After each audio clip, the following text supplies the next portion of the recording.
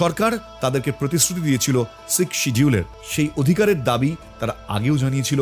2019 লোকসভা নির্বাচনের সময় সেই দাবিকে তারা সামনে রাখে সরকারের, এবং সরকার সেই দাবি মেনে নেবে এমনটাও প্রতিশ্রুতি দিয়েছিল। কিন্তু তাদের সাথে প্রতিশ্রুতি ভঙ্গ করা হয়েছে।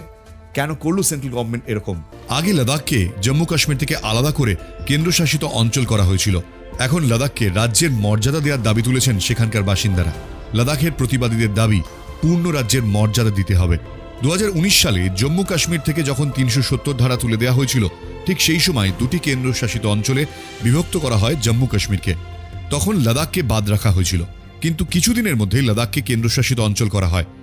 তখন প্রতিবাদ না হলেও ধীরে ধীরে বাড়ছে প্রতিবাদ। লাদাখের প্রতিবাদী মানুষের অভিযোগ, কেন্দ্রীয় সরকার তাদের পৃথক রাজ্যের প্রতিশ্রুতি দিয়েছিল। নেতৃত্বে সেই সোনম ওয়াংচুক, মনে আছে আমির খান যার দ্বারা উদ্বুদ্ধ হয়ে বানিয়েছিলেন 3 ইডিয়টস, লাদাখকে আলাদা রাজ্যের মর্যাদা দিতে